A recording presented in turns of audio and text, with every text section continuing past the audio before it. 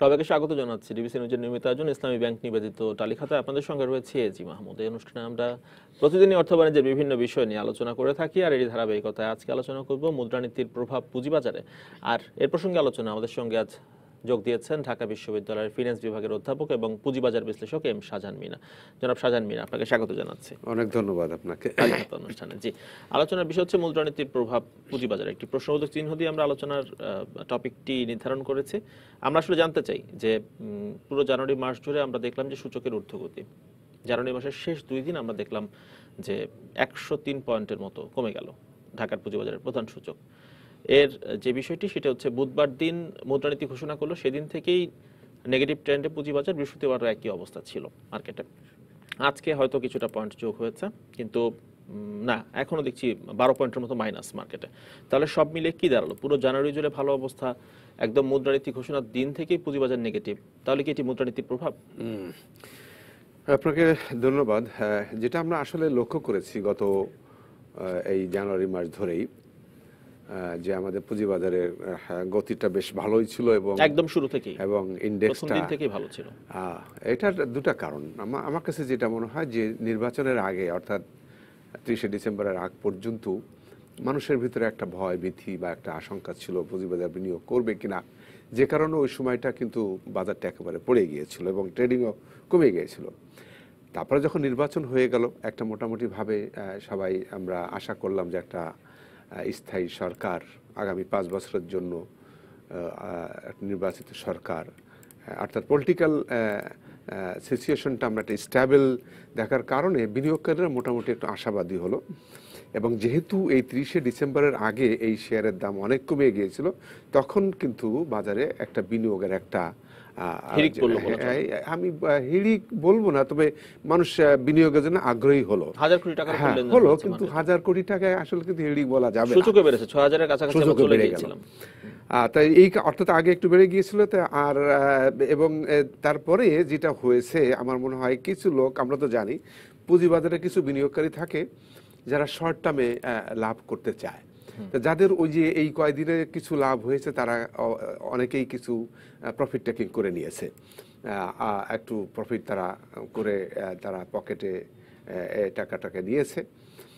আর একটা কারণ হলো যে পুঁজিবাজারে মুদ্রানীতিতে যেটা আমরা দেখেছি, এবারকার মুদ্রানীতি কিন্তু একেবারে গতানুগতিক হয়েছে, অর্থাৎ নতুন কোনো কিন্তু আমরা সেখানে দেখিনি। বরং একটা জিনিস দেখেছি, প্রাইভেট সেক্টরে আমাদের যে মানি ফ্লোটাকে কমিয়ে, আসলে কমিয়ে মানে কি, আগের মতোই রাখা হয়েছে। এটা কারণ হচ্ছে যে টাকা বরাদ্দ করা হয়েছিল সেটা কিন্তু আসলে ব্যবহার করা হয়নি। আর একটা হচ্ছে সরকারি খাতে যে আমাদের ক্যাশ ফ্লোটা কিন্তু বেড়েছে, এবং সেই জন্য এইবারও আর একটু বাড়িয়ে দেওয়ার কথা বলা হয়েছে। বেসরকারি খাতে কিছুটা কমানো হয়েছে, সরকারি খাতে বাড়িয়ে ইকুয়ালি এক রাখা হয়েছে। অভ্যন্তরীণ খাতের যে ঋণ প্রবাহ সেটি এক রাখা হয়েছে। আর একটা জিনিস হলো কি, সবাই ওই যে মুদ্রানীতিকে সামনে রেখে কিছু আশাবাদ ব্যক্ত করে, মনে হচ্ছে যে এখানে কিছু ভালো কিছু আসবে। তা এবার কিন্তু ওই মুদ্রানীতিতে পুঁজিবাজারের জন্য কোনো শুভ খবর কিন্তু আমরা লক্ষ্য করি। গভর্নর তো বলেছেন যে পুঁজিবাজার দুঃখিত, যে পুঁজিবাজার থেকে আসলে ফান্ডিং করতে হবে, বন্ড মার্কেটের উপর ডিপেন্ড করতে হবে, এই কথাগুলো তো গভর্নর বলেছেন। না, বন্ড মার্কেটের এটা তো একটা লং টার্ম ব্যাপার, যেটা গত 30 বছরে হয়নি। নতুন করে নিয়ম নীতি, মানে পুঁজিবাজার নিয়ে ইতিবাচক কথাই বলেছেন বাংলাদেশ ব্যাংকের গভর্নর। হ্যাঁ, এই ইতিবাচক কথা যেটা বলেছেন, তারপরও মার্কেট নেতিবাচক কেন? না, এটার কারণটা হচ্ছে, আসলে যদিও গভর্নর সাহেব ইতিবাচক কথা বলেছেন, কিন্তু সেখানে পুঁজিবাজার বান্ধব কিন্তু কোনো ধরনের প্রস্তাবনা কিন্তু সেখানে নেই। শুধু কথা বললে তো হবে না, সেখানে প্রস্তাবনা থাকতে হবে যে হ্যাঁ, সেটার জন্য আমরা এই কাজটি করতে পারি। যেমন আমরা সুদের হার এখানে বাড়া কমানোর কোনো বিষয় নেই। যদি এমন কোনো কিছু হতো যে হ্যাঁ, পুঁজিবাজারে যারা বিনিয়োগ করবে তাদেরকে স্বল্প সুদে ঋণ দেওয়া হবে, এরকম যদি কোনো কথাবার্তা থাকতো, অথবা ব্যাংকগুলিকে, অর্থাৎ ব্যাংকের যে সাবসিডিয়ারি রয়ে গেছে মার্চেন্ট ব্যাংকগুলি, তাদের জন্য কোনো বিশেষ সুযোগ সুবিধার কথা বলা থাকতো, বা এই যে আমাদের মার্চেন্ট ব্যাংক অ্যাসোসিয়েশনের জন্য কোনো কথা বলা থাকতো, এই সমস্ত কথা কিন্তু বিশেষভাবে কিছু বলা হয়নি।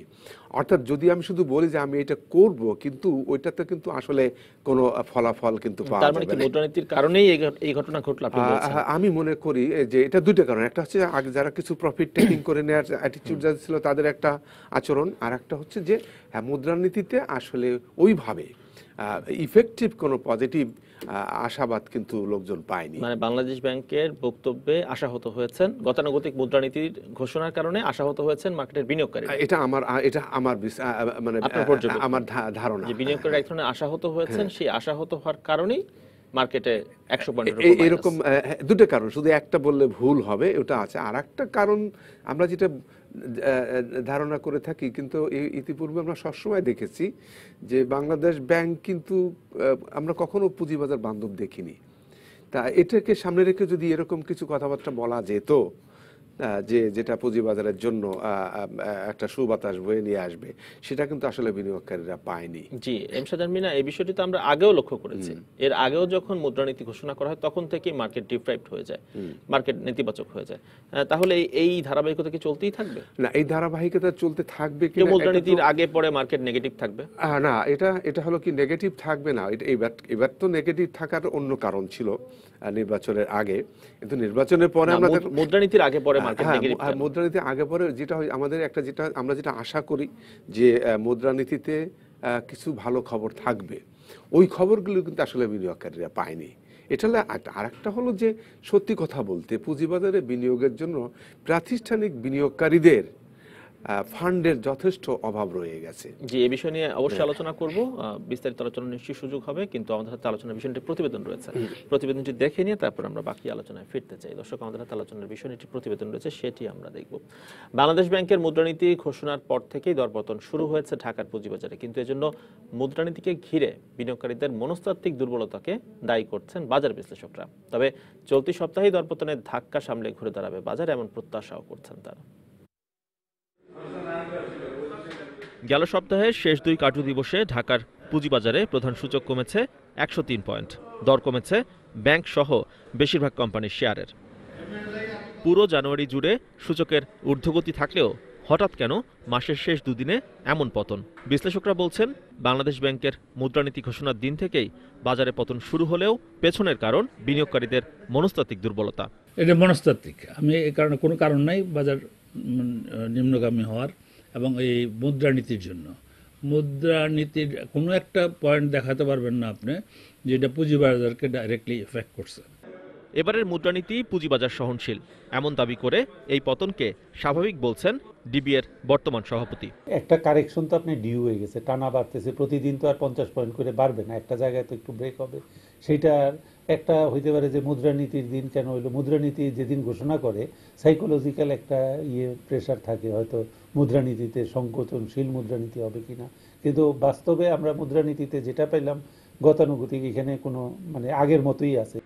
প্রাতিষ্ঠানিক বিনিয়োগকারীদেরও অপ্রত্যাশিত আচরণ ছিল মুদ্রানীতি ঘোষণার দিন থেকেই। প্রচুর শেয়ার বিক্রি করেছে তারা। আজকের আমার কাছে যেটা মনে হচ্ছে সবই প্রাতিষ্ঠানিক বিনিয়োগকারীর কাছ থেকে সেলটা আসতেছে, এবং সাপোর্ট লেভেলও কেউ তেমন কিছু নাই। সাধারণ ট্রেডারদের মতো বিহেভ করলে, দ্যাট ইজ রিটেলার হয়ে গেলে মুশকিল। প্রাতিষ্ঠানিক বিনিয়োগকারীদের কাছ থেকে আমরা আশা করি সবসময় লং টার্ম ইনভেস্টমেন্টে। গেল সপ্তাহের বিক্রয় চাপের ধাক্কা সামলে চলতি সপ্তাহেই বাড়বে বিনিয়োগ, আবার ঘুরে দাঁড়াবে পুঁজিবাজার, বলছেন সংশ্লিষ্টরাই। প্রতিষ্ঠান হইলে বিক্রি করতে পারবে না যে এরকমও না, যদি মার্কেটে সত্যিকার অর্থে বাই প্রেশার থাকে আবার ঘুরে যাবে। বিক্রি করলেই যে চলে গেল তাও না এরকম, এবং বিক্রিতে আপনি বাধা দিলেই কিন্তু আরো বিক্রি চাপ আসে। এই পতনটাতে আবার একটা নতুন করে আবার বিনিয়োগের জায়গা তৈরি হবে। গেল সপ্তাহের শেষ কার্যদিবসে 236টি কোম্পানির শেয়ার দর কমেছে ঢাকার পুঁজিবাজারে। AG Mahmud, DBC news, Dhaka. দর্শক, আমরা রিপোর্টটি দেখলাম, আবারও ফিরছে আলোচনা। আমাদের সঙ্গে রয়েছেন পুঁজিবাজার বিশ্লেষক এবং ঢাকা বিশ্ববিদ্যালয়ের অধ্যাপক এম শাহজাহান মিনা। শাহজাহান মিনা, যে বিষয়টি দেখলাম প্রতিবেদনে, মনস্তাত্ত্বিক দুর্বলতার কথা বলা হচ্ছে। কি এই মনস্তাত্ত্বিক দুর্বলতা যে কারণে বাজারের ক্রম ডিপ্রাইভ আচরণ করছে? মোস্তাক সাদেক সাহেব যে মনস্তাত্ত্বিক দুর্বলতার কথা যেটা বললেন, শুধু মোস্তাক সাদেক নন, শাকিল রিজভিও বলেছেন একজন সাইকোলজিক্যাল প্রেসারের কথা। সেটা হলো একটা হলো যে ওই সবার ধারণা ছিল যে আমরা পুঁজিবাজারের জন্য মুদ্রানীতিতে কিছু পজিটিভ কথাবার্তা শুনবো, কিন্তু সেই কথাগুলি কিন্তু বিনিয়োগকারীরা পায়নি। এইটা হচ্ছে আমার কাছে মনে হয় যে কই আসলে তো বাংলাদেশ ব্যাংক তার মুদ্রানীতিতে পুঁজিবাজারের পক্ষে কোনো ধরনের কোনো কথাবার্তা বলেই। এটাই কিন্তু আসল কারণ। কিন্তু বাংলাদেশ ব্যাংকে কেন পুঁজিবাজারের জন্য মুদ্রানীতিতে কথা বলতে হবে? এটা বলতে হবে এই কারণে যে পুঁজিবাজার মুদ্রানীতিতে বাজারে আমাদের মুদ্রা সরবরাহের একটা ব্যাপার থাকে কিন্তু, অর্থাৎ যদি এমন কোনো প্রভিশন রাখা যেত এই মুদ্রানীতিতে যেখানে আমার ক্যাপিটাল মার্কেটে কিছু ক্যাপিটাল এখানে আসতে পারে, এরকম প্রভিশন যদি করা যেত তাহলে কিন্তু সেটা পজিটিভ হতো, কিন্তু সেরকম কোনো কথাবার্তা কিন্তু বলা নেই। আরেকটা হচ্ছে ইন্টারেস্ট রেট যেটা, সেটাও যদি কমানোর কথা বলা হতো, এই জাতীয় কোনো কথাবার্তা কিন্তু বলা নেই, যে কারণে পুঁজিবাজারের জন্য আসলে নেগেটিভ কিছু ওখানে বলা নেই, কিন্তু পজিটিভও কোনো কথাবার্তা কিন্তু ওখানে বলা নেই। এবং ওইটাই হচ্ছে আসল কারণ। যদি পজিটিভ কিছু বলা থাকতো, তার কারণ মুদ্রানীতির উদ্দেশ্যটা কি? মুদ্রানীতির উদ্দেশ্য হচ্ছে যে আমার ক্যাপিটাল সাপ্লাইটাকে আগামী 6 মাস ক্যাপিটাল সাপ্লাই কেমন ক্যাপিটাল থাকবে সাপ্লাইটাকে নরমাল রাখতে হবে। এখন যদি পুঁজিবাজারে ক্যাপিটাল সাপ্লাইয়ের জন্য আমি যদি কোনো পজিটিভ কথাবার্তা না বলি, তাহলে তো আসলে পুঁজিবাজারের কোনো পজিটিভ ইফেক্ট পড়বে না। আরেকটি যেটা বলতেছিলাম, যেটা আমার মনে হয় শাকিল রিজভী বলেছেন, সেটা হলো যে প্রাতিষ্ঠানিক বিনিয়োগকারী। এই বিষয়ে বিস্তারিত আলোচনা করতে চাই একটি বিরতির পর ফিরে এসে। আমাদের একটি বিরতির সময়ও হয়ে গেছে, বিরতির পর ফিরে বাকি আলাপটি করতে চাই আপনার সঙ্গে। দর্শক, বিরতির পর ফিরে আসছে টালি খাতার সঙ্গে থাকুন।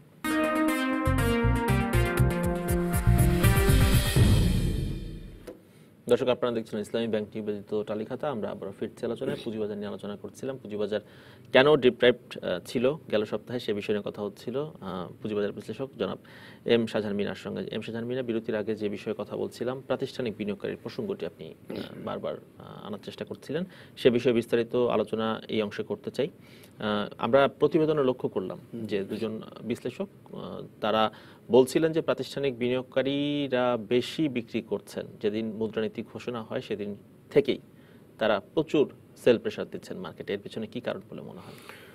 না, এর পিছনে যেটা কারণ হতে পারে, I am not sure, but আমার ধারণা সেটা হচ্ছে যে প্রাতিষ্ঠানিক বিনিয়োগকারীরা, বিশেষ করে মার্চেন্ট ব্যাংক অ্যাসোসিয়েশন, তাদের ধারণা ছিল তাদের জন্য মুদ্রানীতিতে কিছু ভালো খবরাখবর দেওয়া হবে, কিন্তু সেটা তারা পায়নি। যেটা না পেয়ে হয়তো তাদের ভিতরে এমন একটা হতে পারে যে না, এই মুদ্রানীতির কারণে বাজারের অবস্থা খারাপ, এটাকে প্রমাণ করার জন্য হতে পারে যে তারা বাজারটাকে আপাতত একটু ফেলে দিতে চায়, এই জন্য তারা এত বিনিয়োগ। আদারওয়াইজ নর্মাল যে ট্রেডিং বা ইনভেস্টমেন্টের যে ব্যাপারটা থাকে মার্চেন্ট ব্যাংকের, সেখানে এই মুদ্রানীতি পরের দিনে কিন্তু বাজার ফল করার কোনো কারণ নেই। তা যেহেতু তাদের একটা থাকতে পারে, একটা দুঃখ থাকতে পারে বা ক্ষোভ থাকতে পারে, এই জন্য হয়তো তারা এই শেয়ারটা বিক্রি করে জাস্ট একটু মার্কেটে একটা মেসেজ দেওয়া যে আসলে এই পুঁজিবাজারে মার্চেন্ট ব্যাংকের একটা বিরাট ভূমিকা আছে, এবং সত্যি কথা তাই আছে। আর একটা কারণ হতে পারে যে আমার তো মনে হয় সব মার্চেন্ট ব্যাংক বা সমস্ত প্রতিষ্ঠান কিন্তু এগুলি করেনি, হয়তো কিছু কিছু করেছে, কিন্তু বেশিরভাগ সেল প্রেসারটাই এসেছে ওখান থেকে এসে, কিন্তু সব মার্চেন্ট ব্যাংক থেকে হয়তো আসেনি। আর একটা হতে পারে তারা চিন্তা করছে হ্যাঁ আবার একটা প্যানিক ক্রিয়েট করে যে হ্যাঁ মুদ্রানীতি একটা নেগেটিভ ইম্প্যাক্ট দেখিয়ে বাজারটাকে ফল করে পরবর্তীতে আবার এই কম দামের শেয়ারগুলি কিনে নেওয়া, এরকম একটা বিষয়। যেহেতু জানুয়ারি শুরু থেকে অনেক শেয়ারের দাম বেড়ে গেছে, তাহলে মুদ্রানীতির এই ইস্যুটাকে কাজে লাগিয়ে মার্কেটটাকে কিছুটা ফেলে দিয়ে পরে আবার শেয়ার বাই করা, কম দামে শেয়ার কেনার একটি চেষ্টা, একটা প্রচেষ্টা থাকতে পারে। এটা আরেকটা হলো যে মেইনলি সত্যি কথা বলতে যেটা আমরা জানি যে আমাদের দেশের এই প্রাতিষ্ঠানিক বিনিয়োগকারীরা যদি সচল না হয়, তাহলে কিন্তু ওই ক্ষুদ্র বিনিয়োগকারী বা ইন্ডিভিজুয়াল বিনিয়োগকারীরা তারা খুব একটা মানে দুইবার তারা ক্ষতিগ্রস্ত হয়ে অত সাহস পায় না। এই জন্য এই প্রাতিষ্ঠানিক বিনিয়োগকারীদেরকে আসলে এদেরকে স্ট্রিমলাইন করার প্রয়োজন আছে। আরেকটি কথা আমরা শুনলাম, সেটা হচ্ছে বাজারে কোনো সাপোর্ট লেভেল ছিল না। দুদিনে 103 পয়েন্ট মাইনাস হলো, কিন্তু বাজারে কোনো সাপোর্ট দেখলাম না। এটা সাপোর্ট যদি ওই সব প্রাতিষ্ঠানিক বিনিয়োগকারী একসঙ্গে বিক্রি করা শুরু করে, সাপোর্ট দেবে কে? সাপোর্ট দেওয়ার জন্য একমাত্র সরকারি প্রতিষ্ঠান আইসিবি আছে। এখন আইসিবি যদি সেখানে সাপোর্ট দিত তাহলে হয়তো বা এটা হতো না। আমি জানি না আইসিবি আবার এখানে বিক্রি করেছে কিনা, যদি আইসিবিও বিক্রি করে থাকে, মানে আইসিবিও যদি অন্যান্য প্রাতিষ্ঠানিক বিনিয়োগকারীদের মতো আচরণ করে থাকে, হ্যাঁ, তাহলে তার সাপোর্টের কোনো অন্য কোনো উপায় নেই। সুতরাং এই সাপোর্ট দেওয়ার জন্য আমি মনে করি এই আমাদের সরকারি যে মার্চেন্ট ব্যাংক, দ্যাট মিনস আমাদের এই ইনভেস্টমেন্ট কর্পোরেশন অফ বাংলাদেশ, তার একটা সাপোর্ট কিন্তু থাকা উচিত। এবং তারা যে জিনিসটা আমরা এটাও লক্ষ্য করেছি মাঝে মধ্যেই, এই আইসিবি যে কাজটি করে, তারা ট্রেডিংয়ের তারা চলে যায়, অর্থাৎ তারা ট্রেডারের ভূমিকাটা পালন করে। মানে সবাই আপনারা যেটা বলেন যে ডে ট্রেডারের ভূমিকা পালন করছে, সাধারণ বিনিয়োগকারীদের মতো আচরণ করছে প্রাতিষ্ঠানিকরা, বিনিয়োগ করছে। এটার একটা কারণ আছে, তারা যেহেতু তারা সরকারি প্রতিষ্ঠান, তারা দেখাতে চায় যে আমার প্রফিট হচ্ছে, অর্থাৎ তারা বিক্রি করে কিছু প্রফিট নিলে এটাকে তারা প্রফিট হচ্ছে তাদের প্রতিষ্ঠানে, এবং এখান থেকে তারা সরকারকে ভালো ডিভিডেন্ড দিতে পারবে। এই যে একটা মনোভাব, এইটা কিন্তু আসলে আমাদের পুঁজিবাজারের জন্য খুব একটা ভালো ফল নিয়ে আসছে। তার মানে সাধারণ মিনা আপনার কথা যে বিষয়টি পরিষ্কার হলো সেটি হচ্ছে প্রাতিষ্ঠানিক বিনিয়োগকারীরাই কম দামে শেয়ার কেনার জন্য মাঝে মাঝে তারা আসলে বাজারকে ডিপ্রাইভ করে সব শেয়ারের দাম কমিয়ে চেষ্টা করেন, পরে আবার ফার্দার বিনিয়োগ করার, কম দামে শেয়ার কেনার, যেন তারা প্রফিট করতে পারে। এটা সব প্রাতিষ্ঠানিক বিনিয়োগকারী করেন, কিছু প্রাতিষ্ঠানিক বিনিয়োগের উদ্দেশ্যপ্রণোদিতভাবে মার্কেটকে ফেলার চেষ্টা করে। আরেকটা আছে প্রাতিষ্ঠানিক বিনিয়োগকারী সবচেয়ে আরেকটা ইম্পর্টেন্ট প্রতিষ্ঠান, সেটা হচ্ছে মিউচুয়াল ফান্ড। এই যে মিউচুয়াল ফান্ডগুলি দেখে আপনি তাকান, মিউচুয়াল ফান্ডগুলি তারা প্রথম দিকে তারা এমন এফিশিয়েন্টলি তারা ম্যানেজ করে, তাদের অবস্থা এমন দাঁড়িয়েছে, তাদের এখন ক্যাপিটাল তো নেগেটিভ হয়ে গেছে, এবং যে কারণে আমাদের মিউচুয়াল ফান্ডগুলির আমরা দেখেছি শেয়ারগুলিও বা তাদের ফান্ডের প্রাইসও কিন্তু মোস্ট অফ দ্য মিউচুয়াল ফান্ডের price below the face value, অর্থাৎ এই মিউচুয়াল ফান্ডগুলি ঠিকমতো অপারেট করতে পারছে না। যেহেতু তারা আগেই বেশি দামে কিনে এখন তারা একটা ক্ষতিগ্রস্ত অবস্থা আছে, তারা নতুন করে কিন্তু কোনো ফান্ড বিনিয়োগ করতে পারছে না। এখন এই নতুন করে ফান্ড বিনিয়োগ, কিন্তু আসলে মিউচুয়াল ফান্ডের কাজটা কী হবে, তারা কেনা বেচার ভিতরে থাকবে, অর্থাৎ যখন স্বাভাবিক একটি শেয়ারের দাম, বা তারা তো শেয়ারেই বিনিয়োগ করছে, তারা মেইনলি তারা শেয়ারেই বিনিয়োগ করে। আপনার আমার টাকা নিয়ে একটি ফান্ড গঠন করে তারা শেয়ার কিনছে, বিভিন্ন শেয়ার এখন শেয়ার কিনছে। তাদের কাজটা হচ্ছে তারা কিনবে, বিক্রি করবে এবং লাভ করবে, এবং সেই লাভের থেকে তারা পার্সেন্টেজ দিবে, যারা বিনিয়োগ করে তাদেরকে ডিভিডেন্ড দেবে, অর্থাৎ তারাও কিন্তু ইনঅ্যাক্টিভ হয়ে পড়ে আছে। তা আমার মিউচুয়াল ফান্ড যদি ইনঅ্যাক্টিভ থাকে, মিউচুয়াল ফান্ডের পারফরমেন্স যদি পুয়ার হয়, তাহলে তো আমার এই প্রাতিষ্ঠানিক বিনিয়োগের যে ভূমিকাটা, সেটা প্রশ্নবিদ্ধ হয়ে যায়। সেই জন্য আমি যেটা মনে করি, এই মিউচুয়াল ফান্ডগুলির ব্যাপারে বাংলাদেশ সিকিউরিটিজ এক্সচেঞ্জ কমিশনকে আর একটু সচেতন হতে হবে, এবং তাদেরকে কিভাবে অ্যাক্টিভেট করা যায় সেটা দেখতে হবে। আমি দেখেছি নতুন কিছু মিউচুয়াল ফান্ড যে একটা আসছে, যেগুলো কিন্তু আমার মনে হয় তারা তো আর ওই বেশি দামে আগে শেয়ার করেনি, তারা তো স্বাভাবিক মার্কেটে তারা অপারেট করছে। সুতরাং এরা হয়তো ভালো করবে, কিন্তু পুরনো কিছু মিউচুয়াল ফান্ড, যেমন কতগুলি ব্যাংকের মিউচুয়াল ফান্ড, ডিবিএইচ এর মিউচুয়াল ফান্ড, এরা তো আসলে ঠিকমতো অপারেট করছে না। অপারেট না করাতে যেটা হচ্ছে, অর্থাৎ তারা টাকাটা নিয়েছে মানুষের কাছ থেকে, এই টাকাটা নিচ্ছে কিসের জন্য, আমার টাকা নিয়ে তারা বিনিয়োগ করবে, তারপর আমাকে তারা ডিভিডেন্ড দিবে, দ্যাট মিনস তারা আমার প্রতি জাস্টিস করছে না, বিনিয়োগকারীদের প্রতি জাস্টিস করছে না। এই জন্য এই মিউচুয়াল ফান্ডগুলি যদি তারা ঠিকমতো পরিচালনা করতে না পারে, আমার মনে হয় সেগুলি ব্যাপারে একটা চিন্তাভাবনা করা উচিত, অথবা তারা they should reorganize their portfolio. অর্থাৎ আমি কিছু শেয়ার কিনে রেখেছিলাম, এখন লাভ হচ্ছে না, তাই এভাবেই থাকুক। এভাবে থাকলে মিউচুয়াল ফান্ডের কাজ না। মিউচুয়াল ফান্ড তো অন্যের টাকায় এনে ফিক্সড ডিপোজিট করে রেখে সেইখান থেকে যে ইন্টারেস্টটা পাবে সেখান থেকে ডিভিডেন্ড দেবে, that is not the function of mutual fund. হ্যাঁ, মিউচুয়াল ফান্ডের কেনাবেচা সবসময় করতে হবে, দরকার হলে নতুন ফান্ড তাদেরকে রেইজ করতে হবে। নতুন ফান্ড রেইজ করে তাদের যে পুরনো যে লসটা আছে, সেই লসটাকে কভার করার জন্য তারা নতুন নতুন বিনিয়োগ করবে, অর্থাৎ তাদেরকে এভাবে বাজারে আরো অ্যাক্টিভ হতে হবে। কিন্তু তাদেরকে কিন্তু ওইভাবে রেগুলেট হচ্ছে কিনা আমার সন্দেহ আছে। জি, এবারের মুদ্রানীতিতে প্রাতিষ্ঠানিক বিনিয়োগকারীদের জন্য আসলে কি থাকতে পারতো, কি সুখবর থাকতে পারতো? না, যেটা থাকতে পারতো সেটা হলো যে আমি যেটা মনে করি যে এই যে ব্যাংকগুলির যে এক্সপোজার লিমিট, এইখানে কিছু রিভিশন, এটা অবশ্য মুদ্রানীতির কাজ না, এটা বাংলাদেশ ব্যাংকেরই কাজ, কিন্তু এটা ইন্ডিকেশন থাকতে পারতো যে না, হ্যাঁ, এই যে এখন আমরা ইকুইটি 25% আমরা বিনিয়োগ করার সুযোগ দিয়েছি, এতে যেহেতু দেখা যাচ্ছে যে মার্চেন্ট ব্যাংক বা ব্যাংকের বেশি ফান্ড কিন্তু আর এখানে আসছে না, বিকজ অফ এক্সপোজার লিমিট। সুতরাং এইটাকে যদি রিভাইজ করার একটা ইন্ডিকেশন থাকতো, তাহলে ব্যাংকগুলি এখানে টাকা নিয়ে আসতে পারতো। এই ব্যাংক আমাদের দেশে কিন্তু প্রাতিষ্ঠানিক বিনিয়োগকারী বলতে আমরা মেইনলি ব্যাংকগুলিকে আমরা বেশি ধরি, এটা তো আছে। আর একটা হলো আগে যারা সবচেয়ে বেশি সচল ছিল এই ব্রোকারেজ হাউসগুলি, প্রায় 250টা ব্রোকারেজ হাউস। আপনি দেখেন, খোঁজ নিয়ে দেখেন, এই ব্রোকারেজ হাউসগুলির কিন্তু ইনভলভমেন্ট, অর্থাৎ তারা পোর্টফোলিও তো খুব একটা বেশি ইনভেস্ট করছে না। আবার যদিও একটু তাদের ক্লায়েন্টকে লোন দিয়ে একটা প্রভিশন আছে 1:0.5, এরকম লোনও কিন্তু মার্জিন লোন, হ্যাঁ মার্জিন লোন যেটা বলা হয়, এই মার্জিন লোনটাও কিন্তু খুব একটা মানুষ এখন নিতে চাচ্ছে না। তার কারণ বাজারে তো ট্রেডিং করে লাভ করা যাচ্ছে না, এবং অনেক ক্ষেত্রে হাউসগুলো দিতেও চায় না মার্জিন লোন, দিতে চাচ্ছে না, অনেকে ঝুঁকিপূর্ণ শেয়ারও কিনতে চায় যেহেতু আগে তাদের নেগেটিভ ইকুইটি রয়ে গেছে।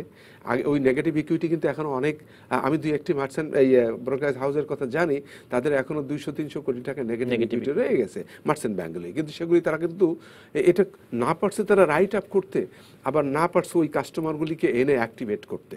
অর্থাৎ যে সকল বিনিয়োগকারীদের জন্য বা যে সকল ক্লায়েন্টের জন্য তাদের এটা নেগেটিভ হয়ে আছে, ইকুইটির নেগেটিভ হয়ে আছে, তাদেরকে বাজার আনতে পারছে না, বিকজ তারা তো অনেক ক্ষতিগ্রস্ত হয়ে গেছে। সুতরাং এই যে নেগেটিভ ইকুইটির ইফেক্ট কিন্তু এখনও রয়ে গেছে, যদিও অনেকে বলে এটা কোনো ইফেক্ট নাই, কিন্তু এটা আসলে ঠিক না। যে টাকাগুলি আমার মনে হয় এখনও 5-6 হাজার কোটি টাকা নেগেটিভ ইকুইটির একটা রয়ে গেছে। এই টাকাটা ব্যাপারে যদি এই কাস্টমারগুলিকে যদি আমরা আবার বাজারে নিয়ে আসতে পারি, তাদেরকে একটা ইনসেন্টিভ, কিন্তু তাদের অনেকেরই নাম ঠিকানা খুঁজে পাওয়া আসলে মুশকিলের ব্যাপার, তারা আগ্রহী নন। এখন তাদেরকে বলতে পারে ভাই এবার তোমরা আসো বাজারে বিনিয়োগ করো, আমরা তোমাদেরকে, কিন্তু অনেকেই নিঃস্ব হয়ে গেছেন বা অনেকে আর আগ্রহ। হ্যাঁ এটা ঠিক, এটার জন্য ধরেন আমি কাকে দায়ী করবো? বিনিয়োগকারীদের তো তাদের নিজস্ব কিছুটা দায়িত্ব তো থাকবেই। আমি যখন বিনিয়োগ করবো আমি তো অন্যের ঘাড়ে দায়িত্ব দিয়ে আমি আমার কিন্তু টাকা ম্যাক্সিমাম ক্ষেত্রে তাই হয়, আরেকজনের ঘাড়ে দায়িত্ব দিয়ে পোর্টফোলিও বুঝিয়ে দেওয়া। এখন ওই ব্রোকারেজ হাউসগুলো নেগেটিভ ইকুইটির একটা প্রেসারে এখনো আছে, কিছু মার্চেন্ট ব্যাংকের ওই সমস্যাটা রয়ে গেছে। এইটাকে মেকআপ দেওয়ার জন্য অ্যাকচুয়ালি আমি কিন্তু এই কথাটা আগেও বলেছি, সেটা হলো যে না, এই ব্যাংকের এক্সপোজার লিমিট যে 25%, আমার মনে হয় ইট ইজ ভেরি ইনসিগনিফিকেন্ট। যদিও অনেকে বলেন যে ব্যাংকের টাকা তো পুঁজিবাজারে বিনিয়োগ করার জন্য না, কিন্তু আমরা যেহেতু এই বাংলাদেশ ব্যাংকে একটা ভুল সিদ্ধান্তর কারণে, ওই আমি 2010-এর কথা বলছি, এবং এটা কিন্তু বাংলাদেশ ব্যাংকের ভুল সিদ্ধান্তের কারণেই কিন্তু ওই ঘটনাটি ঘটেছিল। হঠাৎ করে বলা হলো যে এক্সপোজার নামিয়ে আনতে হবে, আমি আগে থেকে রেগুলেট করলাম না, অর্থাৎ আমার যে 10%-এর প্রভিশন ছিল সেটা আমি টাইম টু টাইম মনিটর না করে হঠাৎ করে আমি বললাম যে তুমি এখন বাজারে শেয়ার বিক্রি করে তুমি এটাকে অ্যাডজাস্ট করো। তাহলে সব প্রতিষ্ঠান যদি বাজারে শেয়ার বিক্রি করে, যেটা তাদেরকে করতে হয়েছে, যে কারণে আজকে বাজারের এই অবস্থা, এখন এইখান থেকে উদ্ধার পাওয়ার জন্য আমরা দেখেছি কবে বাংলাদেশ ব্যাংক 900 কোটি টাকা দিয়েছিল আইসিবির মাধ্যমে, সেটা খুব একটা বেশি ইফেক্টিভ হয়। যে আরো এই বিষয় নিয়ে আলোচনার সুযোগ রয়েছে। আমরা আরেকটি বিরতি নিয়ে ফিরে আসি, বাকি আলোচনা দর্শক বিরতির পর ফিরে আসছি টালিখাতার সঙ্গে।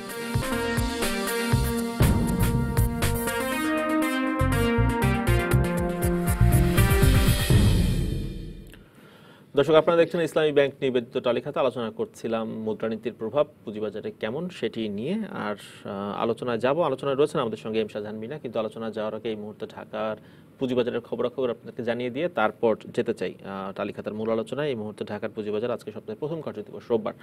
ডিএসসি এক্সজিটি প্রধান সূচক সেখানে শুরুতে দেখেছিলাম 13 পয়েন্টের মতো কমেছিল, এখন 4 পয়েন্টের কিছু বেশি যুক্ত হয়েছে, অবস্থান করছে 5825 পয়েন্টে। ডিএসসি এসজিটি সরিয়া সূচক সেখানে যুক্ত হয়েছে 4 পয়েন্টের কিছু বেশি, অবস্থান করছে 1314 পয়েন্টে। অন্যদিকে ডিএসসি 30 যেটি বাছাই সূচক সেখানে 1 পয়েন্টের মতো কমেছে, অবস্থান করছে 2006 পয়েন্টে।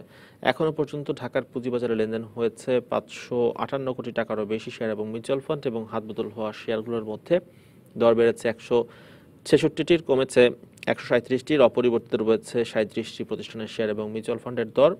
ঢাকার পুঁজিবাজারের টপ 20 তালিকা যদি এক নজর দেখে নেই তাহলে আপনাদের জানাতে পারবো Bangladesh submarine cable company limited, সেটি 155 টাকা 80 পয়সায় টপ 20-তে প্রথম অবস্থানে রয়েছে, হাতদল হচ্ছে এই দরে। এবং কেপিসিএল রয়েছে দ্বিতীয় অবস্থানে, সেটি লেনদেন হচ্ছে 66 টাকায়। United power generation and distribution company limited, সেটি 384 টাকা 60 পয়সায় 3 নম্বর থেকে লেনদেন হচ্ছে। টেলিকম খাতের প্রতিষ্ঠান গ্রামীণ ফোন 4 নম্বরে রয়েছে, 393 টাকা 80 পয়সায় হাতবদল হচ্ছে। মেঘনা পেট্রোলিয়াম পঞ্চম অবস্থানে রয়েছে ঢাকার পুঁজিবাজারে, সেটি লেনদেন হচ্ছে 235 টাকা 30 পয়সায়। ইস্টল্যান্ড, সেটি লেনদেন হচ্ছে 34 টাকা 90 পয়সায়। প্রিমিয়ার ব্যাংক, সেটি সপ্তম অবস্থানে রয়েছে, লেনদেন হচ্ছে 16 টাকা 10 পয়সায় এই মুহূর্তে। আর ইন্স্যুরেন্স খাতের বেশ কিছু প্রতিষ্ঠান দেখতে পাচ্ছি, ঢাকার পুঁজিবাজারে ব্যাংকিং খাতের প্রতিষ্ঠান একটি দেখতে পাচ্ছি, সেটি হচ্ছে প্রিমিয়ার ব্যাংক। দর্শক, এই ছিল আমার কাছে ঢাকার পুঁজিবাজারের এই মুহূর্তের খবরাখবর। আমরা আবারও ফিরছি টালি খাতার মূল আলোচনায়। শাহজাহান মিনা, আমরা দেখছি যে ব্যাংকের দাপট কিছুটা কমে গেছে। মুদ্রানীতিতে ব্যাংক নিয়ে খুব বেশি আশাব্যঞ্জক কোনো কিছু পাননি অনেকেই, যে কারণে ব্যাংকের দাপট জানুয়ারির শুরু থেকে থাকলেও শেষে এসে কমে গেল এবং এখন দেখতে পাচ্ছি না খুব একটা। ইন্স্যুরেন্সের দাপট খুব বেশি মার্কেটে, কেন? এটা আসলে আমার একটা প্রশ্ন যে ইন্স্যুরেন্সের যেটা আমরা দেখি যে এমনি ইন্স্যুরেন্স কোম্পানিগুলির ব্যবসা বাণিজ্য নিয়ে সাধারণ মানুষের ভিতরে যে খুব একটা ভালো মনোভাব আছে এটা আমার মনে হয় না। তা অনেকেই মনে করে যে ইন্স্যুরেন্স বিজনেস যারা করছে they are not doing the business fairly, এটা হলো একটা জিনিস। আর একটা হলো যে এমনিতে ইন্স্যুরেন্স কোম্পানিগুলির কিন্তু পেইড আপ ক্যাপিটাল খুব কম। তো অনেকে যেটা মনে করে সেটা হচ্ছে যে যেহেতু এখন ওই যে ইড্রার মাধ্যমে ইন্স্যুরেন্স কোম্পানিগুলিকে এখন রেগুলেট করা হচ্ছে এবং তারা এখন আগের থেকে একটু স্বচ্ছ হবে, এই কারণে তাদের ক্যাপিটাল হয়তো বাড়ানোর একটা সম্ভাবনা আছে। তা ক্যাপিটাল বাড়ানোর তো প্রক্রিয়া হচ্ছে দুইটি, একটা হচ্ছে বোনাস শেয়ার দিয়ে আর একটা হচ্ছে রাইট শেয়ার ইস্যু করে।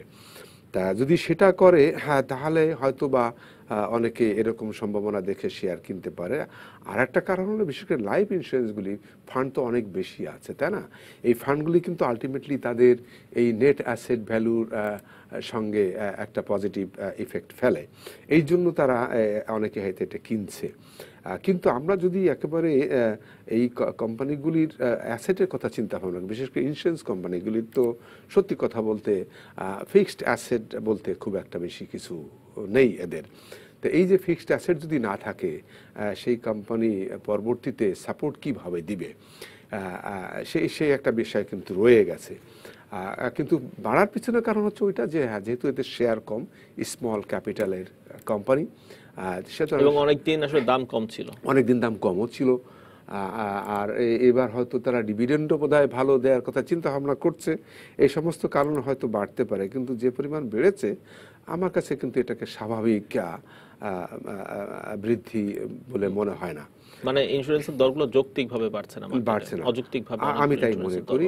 আর কিন্তু ব্যাংকের কথা যেটা বললেন, ব্যাংকের যে ব্যাংক কমে গেল কেন জানুয়ারিতে? ব্যাংক আসলে না, ব্যাংক আসলে কমার কোনো কারণ নেই। যেটা আমি আগেই বললাম যে ব্যাংক যেহেতু নির্বাচনের আগের দাম অনেক বেশি কম ছিল, 4-5টি ব্যাংক ছিল যেগুলো 10 টাকার নিচে, হ্যাঁ, সেগুলি যে প্রফিট পেয়েছে এই জন্যই তারা এটাকে কিনে নিয়েছে।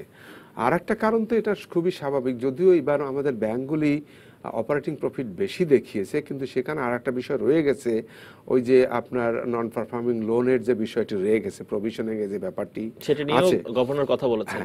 এখন ওইটা দেওয়ার পরে যদি ব্যাংকগুলি যদি ভালো ডিভিডেন্ড দিতে পারে, তাহলে কিন্তু আবার ব্যাংকগুলির শেয়ারের দাম একটু বাড়ার সম্ভাবনা আছে।